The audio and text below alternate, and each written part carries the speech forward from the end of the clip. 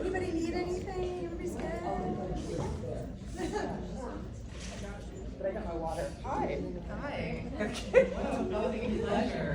What an introduction.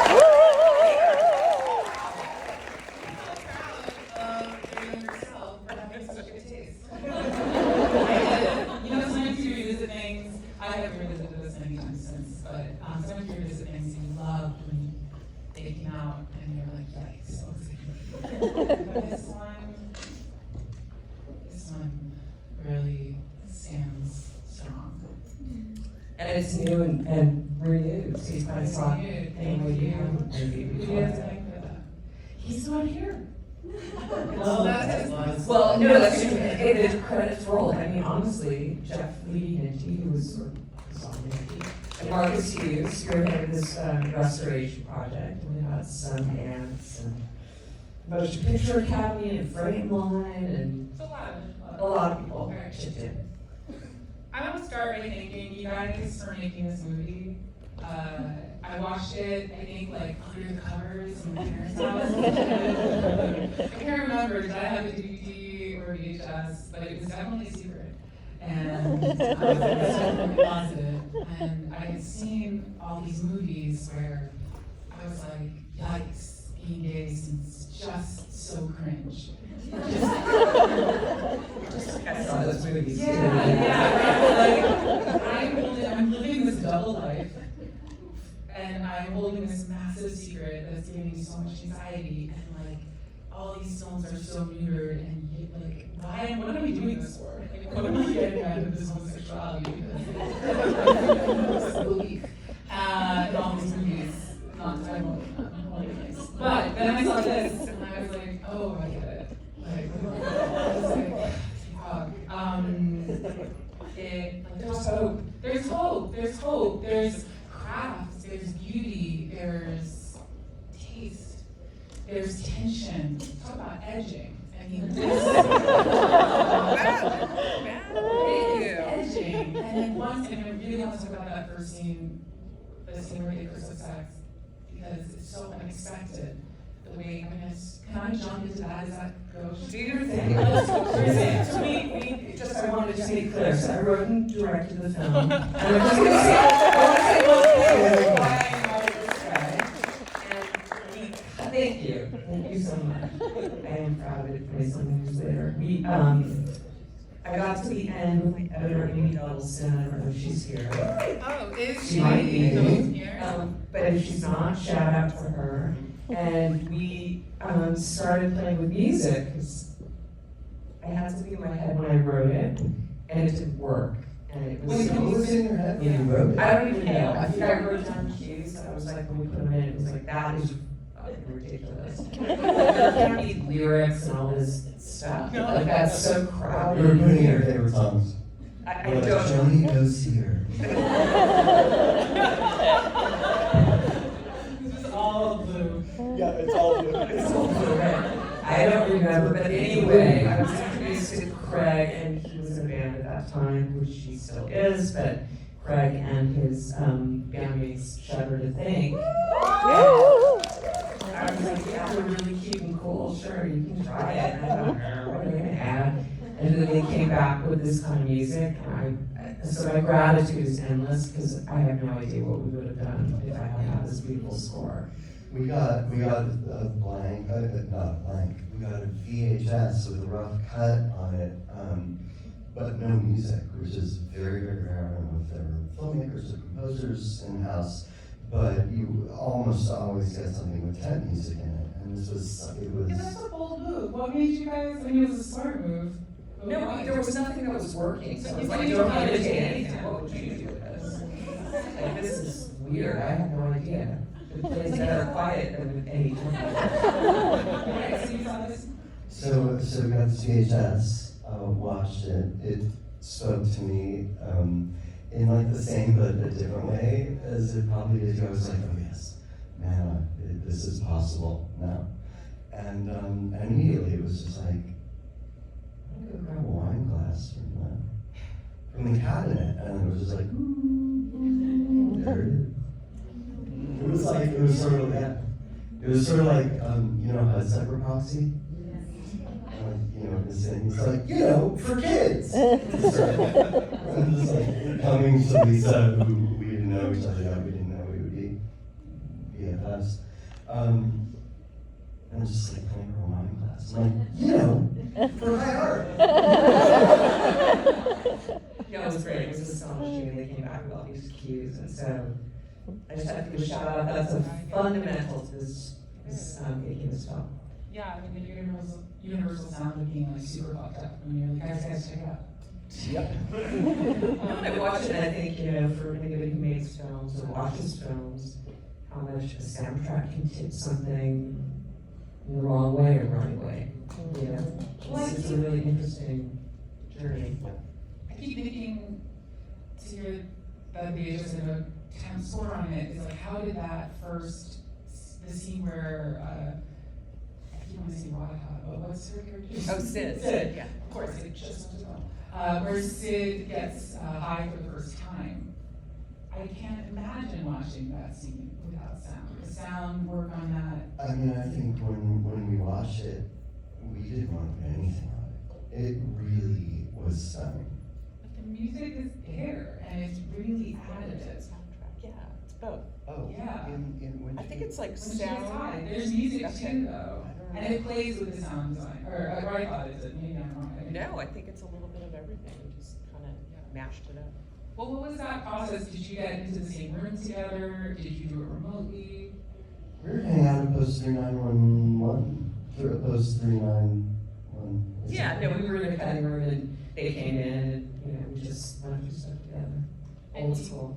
Came with files, or was this with I don't know, yeah, it was like floppy disks and tapes and cassette tapes and acapella. Cassette tapes. Alright, so you had like a 8 tracks. Wait, are you talking about, like, are you saying like how did we present the music Yes. to Lisa? Yeah. I have no recollection. I suspect because recently I sort of in honor of this, I kind of unearthed all of the DAT tapes that we had, and there are multiple scores for this movie. We obviously explored a lot because there's some maximal shit with like piano and strings that is lovely music, but not for this. And but if memory serves. The first idea was the minimal ambient wine glass thing, and then we were like, let's explore, let's like try a more traditional score, let's do this, and we just came back to that. And I think we were just coming to the edit with DAT tapes and playing free. Yeah, I mean, it was an interesting era. I was really interested in that, like, sort of trick-off era.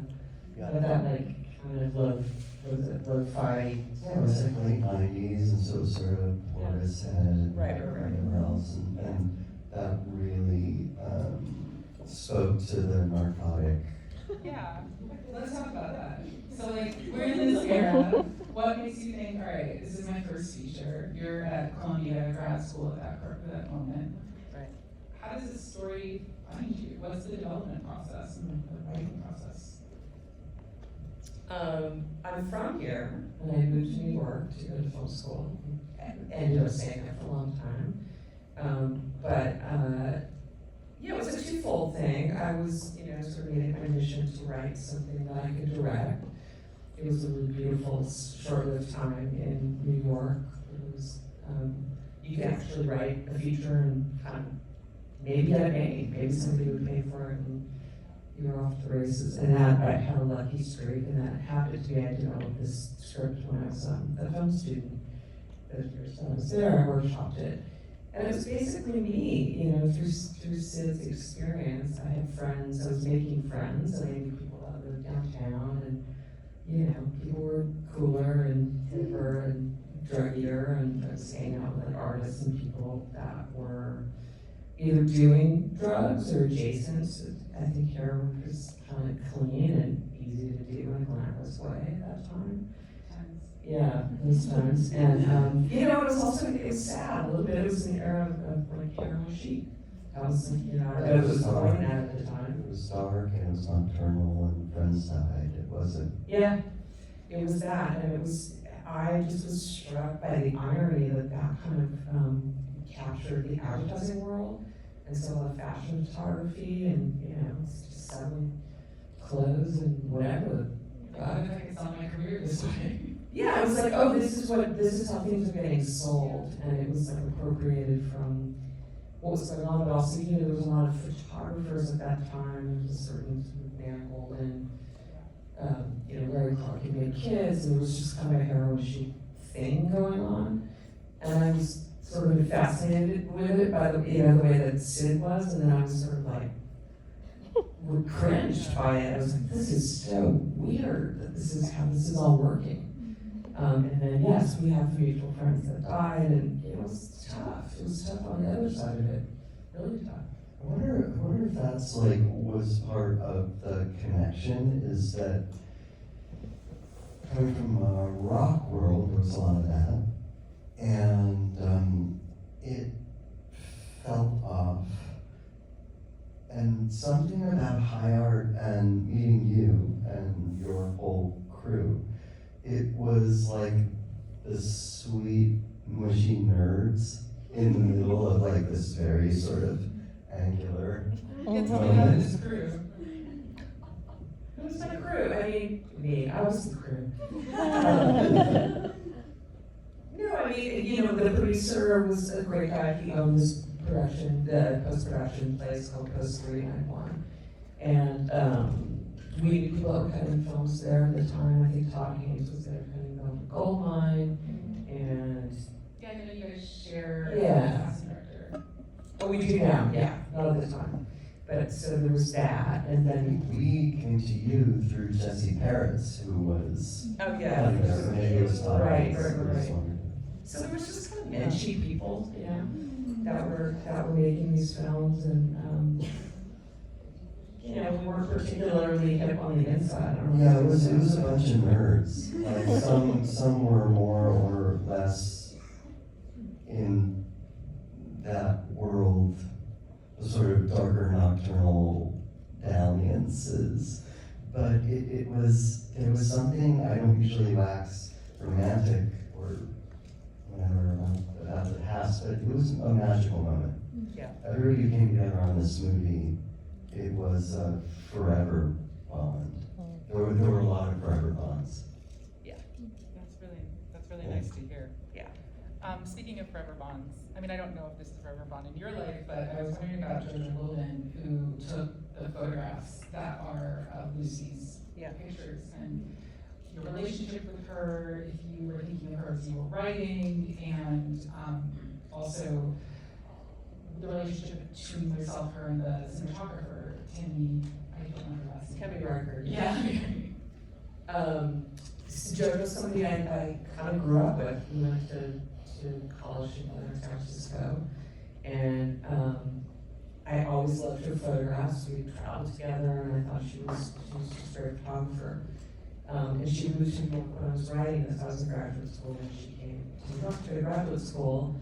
And I showed her the script, and I said, will you be the eyes of, you know, the eyes of the eyes of the And she said she would, and then we had a long conversation. She's like, I'm not gonna do a stand-in for Van Golden or any of those photographers that you're loving on, and that, you know, I can feel the inspiration, but I don't wanna do that. We should just do our own thing.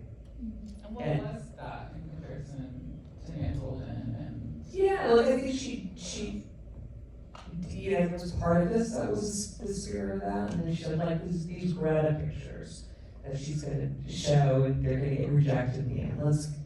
As she described, like we went to this pool, and it was an era where people were really generous, and we went to this New York City pool, and they gave it to us, and she did all this underwater photography, which was great. And she's like, let's just go off that box.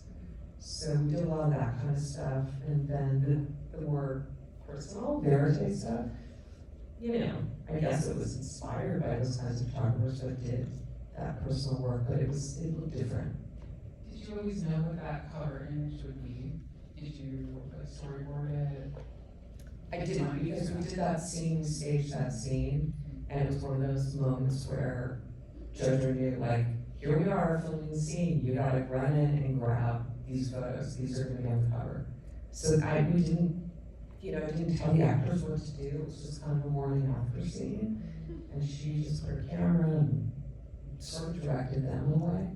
Okay, so when Lucy puts her camera on the timer and gets into bed, is that JoJo directing? Yeah, no, she's not directing them, but she's saying, I'm gonna put it here, and, then I'm there. Angle. Yeah, and then Tammy Riker, the cinematographer, and me, and then those guys are in the bed, and, sort of telling them what to do, and she's with her camera, and Tammy's finding an angle, and it's kind of a blur, because actually I can't believe we all fit into that space.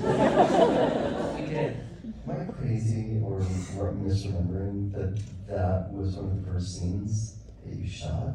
Oh, it was an early scene.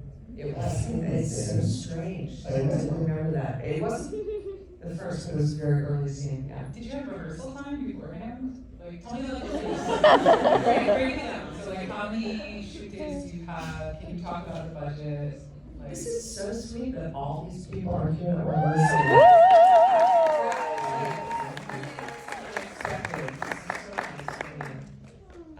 it's a fucking, thank you for your great film.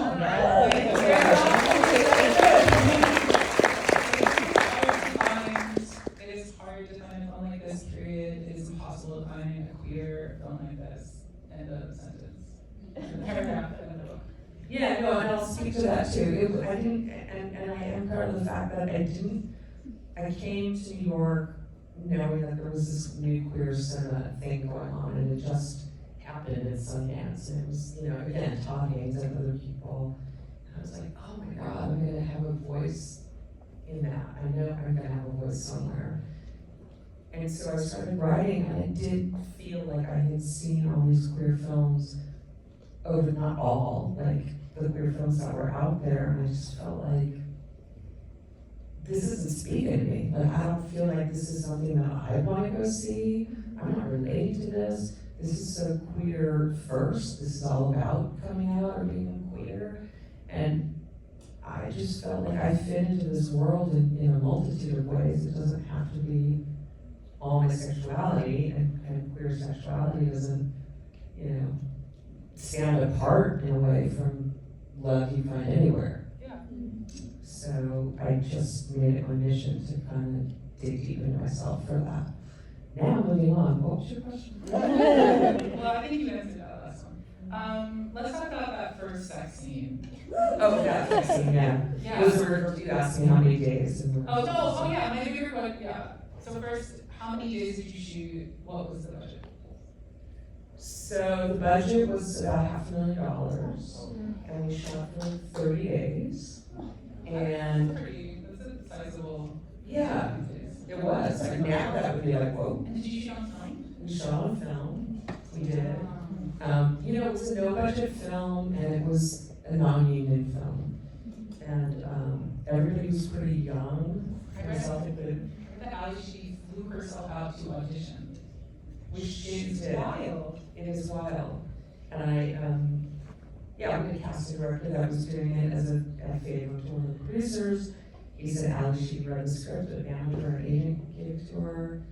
Would you read her? I said, that seems so weird to me. Like, man, I don't know. To me, I got that anxious thing, like that was a gag, and I was, trying to pander or something. I really didn't know that much about the Rat Pack. I had seen Breakfast Club back in the day.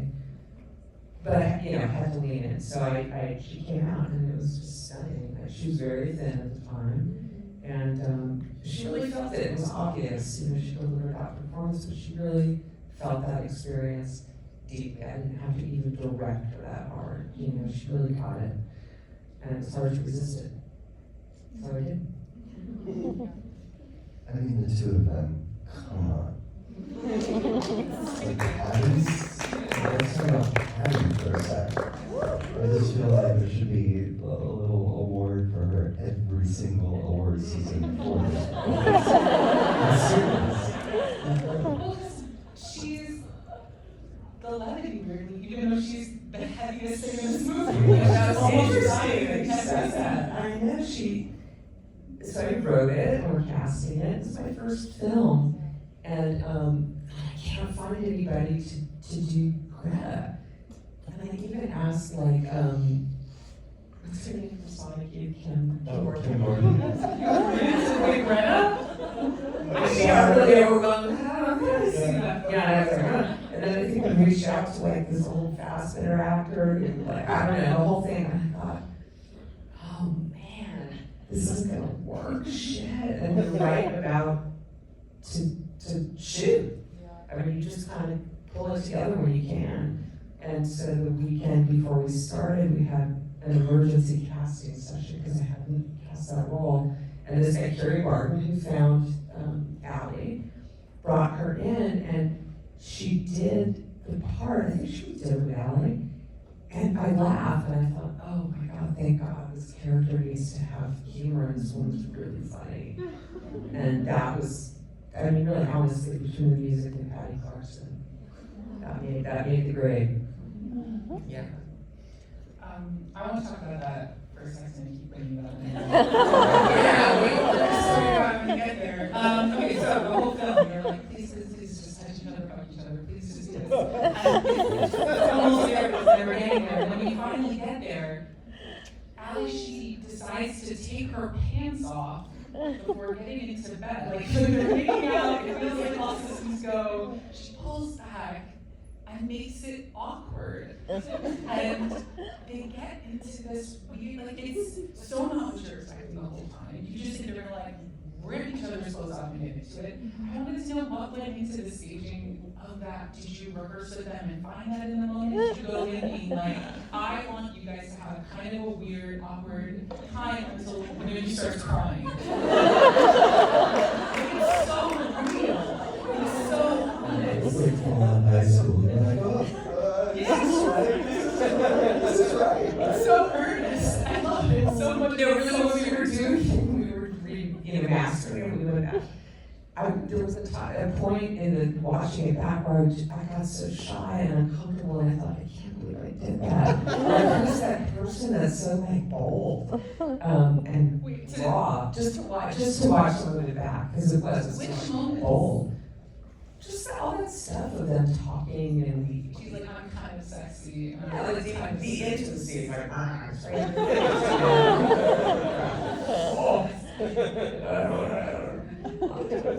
but anyway, how did I think about that? Yeah, I mean, I think that's part of Allie too, and I can't remember exactly because it was a minute ago. But I think I wanted it to be like, she's got this girl in her house, and obviously there's chemistry, and you know sort of where it's headed. But I wanted it to be like she's a cool person, and she's not gonna just pounce on her, and she's gonna like be the, you know, sort of daddy and take this stuff. And you know, and it's being, you know, it's funny with this underwear. So this is my quote. So big.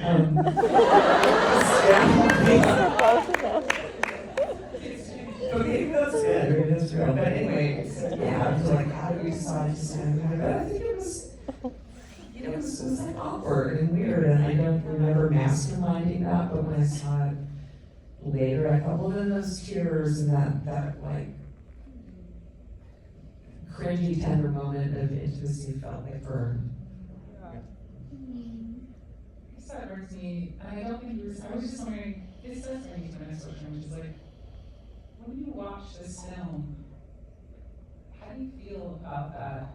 I don't know how old you were when you made this, but it was 30 years ago almost. Like that girl woman who made this movie, and about this movie, how does it touch you watching this 30 years later? Such a good question. It's a hard question. I know, that's why I asked. Like, how are you different? I was thinking that too. Like, I came into it before you got here. And I was watching it and having my own interview with you in my mind. I know Q&A, yes I do. And I was like, this is Cholodenko, how are you different now than you were then? And how are you the same? Creatively and otherwise. Yeah, I mean, that's like a super complicated question. I think, obviously, I'm a lot older now, and wiser, and I have a kid, and been through, 30 years of industry.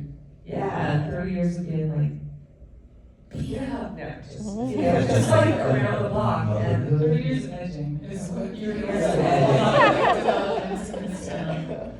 And what can I say about that? I think, yeah, those moments when you feel like just crazy passion, you're like, you can only cry or whatever you're gonna do, but it's just so overwhelming. Obviously, I felt closer to that experience then, because I was just like young and free in New York, and my imagination was going wild, and it was just so fun to pour myself into those feelings. Yeah, is it like a scrapbook in that way? Yes, when I opened it up again, we went back into a switch shot, I'm like, oh my God, I feel like I'm reading my diary from that time. It was, for the first day, we did 2 days on the stage, with 1 day for the sound, 1 day for the picture. The first day I was really, again, it was like the bold and the diary, and I'm like, oh, and I felt so exposed. And then the next day I kind of got into it, and I'm like, wow, that's so immersive, wow, they really went there, I had a lot of wow moments.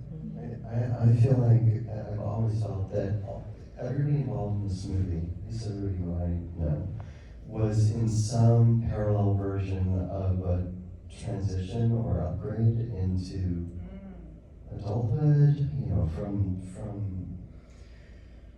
wildness or recklessness or whatever it was to, from youth to adulthood. It felt like this crucible, because that has a sort of negative valence, and this was like very safe in a weird way and nurturing, but that seemed to be happening for everybody on this. I don't know if that was happening for you.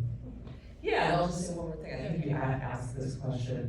Some of it I looked at, I'm like, okay, that is, I see the young filmmaker, and I see the girl that was making her first feature, and really more in the craft. And then I look at other parts of it, and I'm like, oh, it seems so mature. Like emotionally, or how I directed it, or whatever.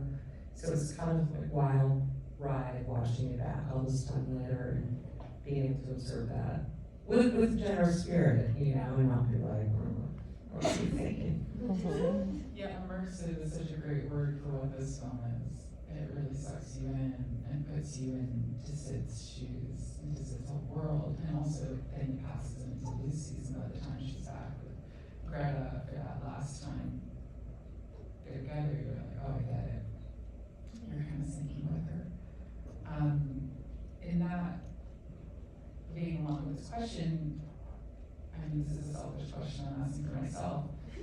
What advice would you give to this younger filmmaker if you could talk to her, the woman who made this film 30 years later? That's so nice.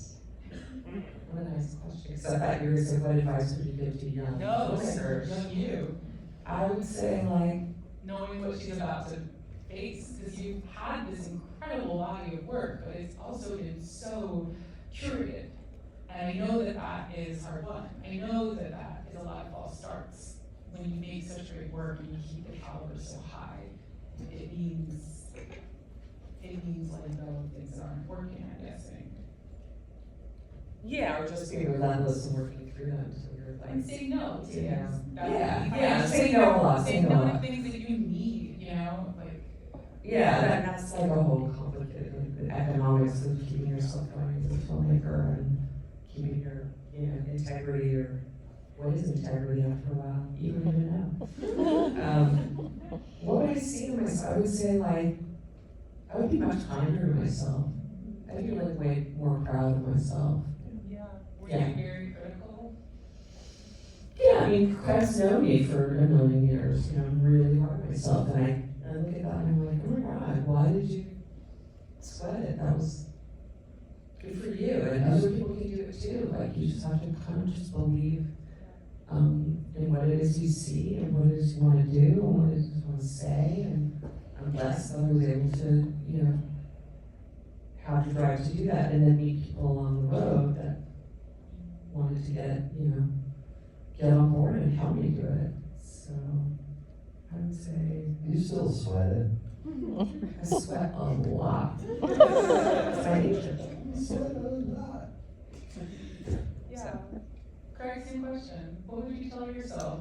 It's the same. It's just like, fucking do it, man. You're awesome. This is awesome. Just do all of it. Don't even hesitate.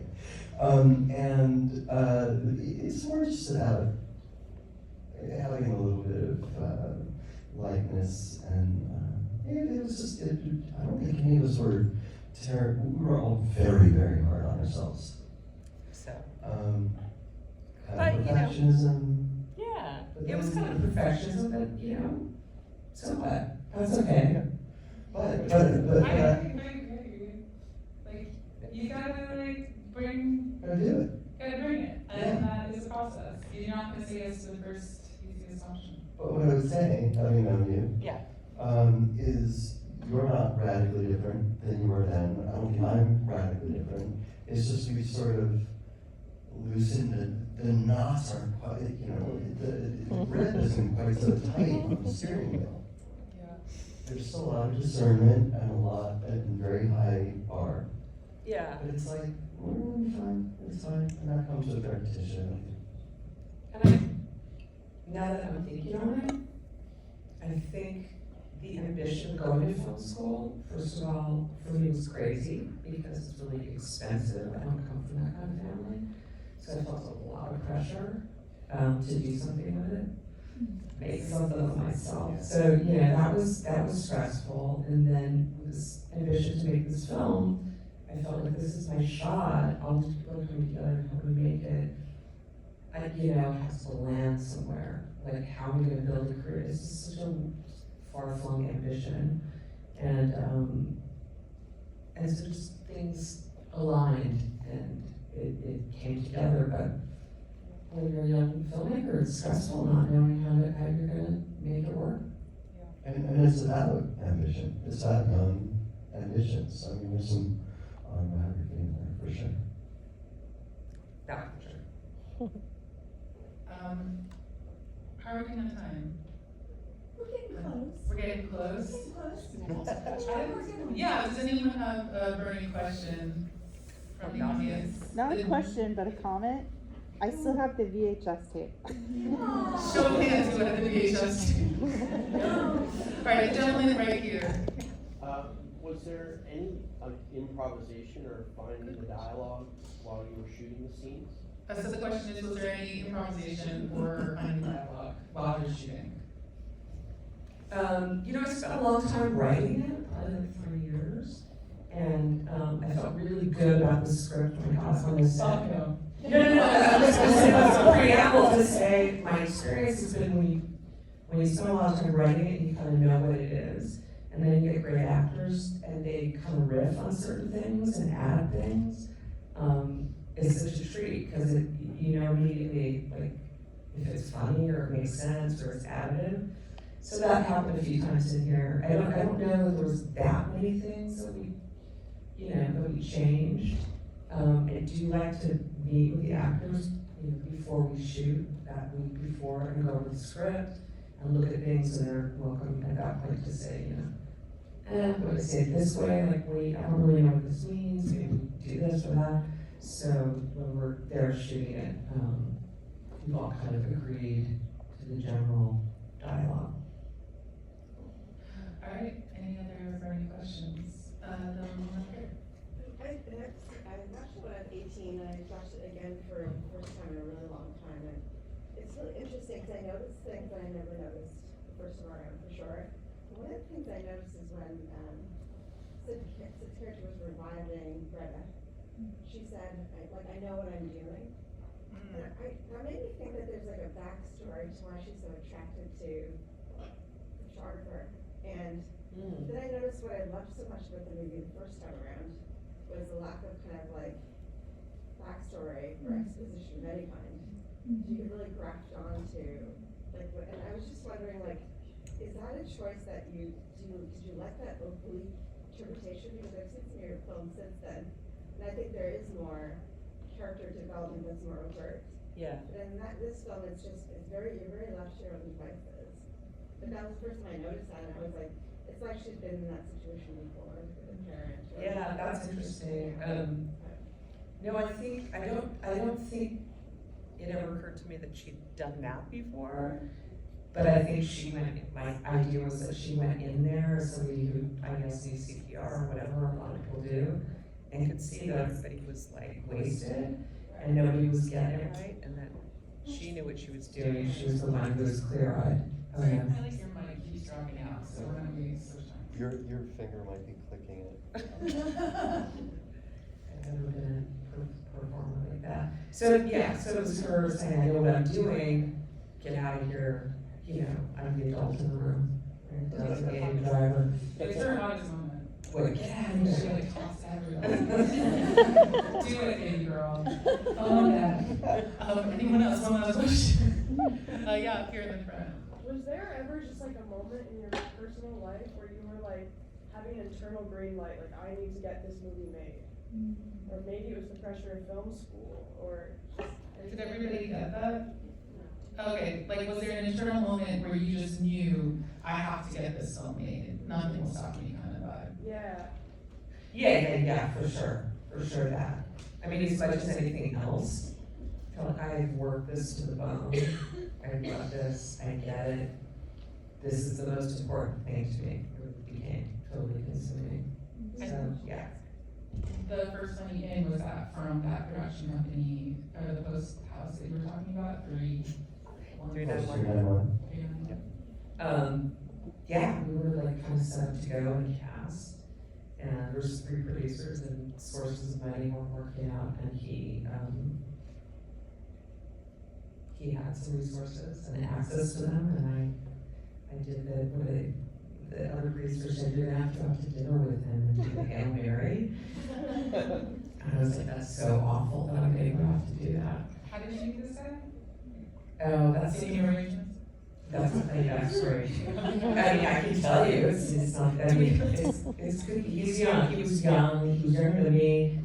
I was at film school, I was working for a producer, I was in a class with a producer named Michael Hausman. And Michael had produced important films in the 70s, he worked with Milos Forman for a long time. He was a very well-known New York producer. And he asked the class, it was a producing class, all right, who wants to do a volunteer, thing? And, it's a volunteer to make a movie or something. And he described it, and everybody said, okay, I'll do volunteer for Michael Hammond. And he said, it's on video, and then a lot of the hands went down. And then the few of us that had our hands up were brought up to make a fundraising video for a director named Robert Benton. He did Kramer versus Kramer. His Episcopal church in East Hampton. It was so bizarre. Anyway, I put myself the director at a certain point because I knew what I was doing. I had no idea what I was doing. And this kid who had an avid, also knew Michael Hausman, family relations, and we got put together and we made this little fundraising video for Robert Benton's Episcopal Church. It's a great story. And then cut to, I really liked him. We were both from the San Fernando Valley. And we were in New York City, and we Jews from the San Fernando Valley. And so we kind of had a lot in common. And then we went separate ways, and I ran into him in a Barnes and Noble, in the Village. 6 months later, I was like, hey, hi, I don't know what section we were in, and what are you doing? I said, well, I just finished the script, I'm gonna make a feature. And he said, oh, wow, look, you're in. I said, yeah, well, maybe you'll get involved. And that was the guy who ended up paying for it. I mean, you gotta say it's everything, right? You just can't turn it down. No, but that's the story I tell young filmmakers. I mean, entrepreneurs, luck is like, you make your luck. Yeah. Agreed.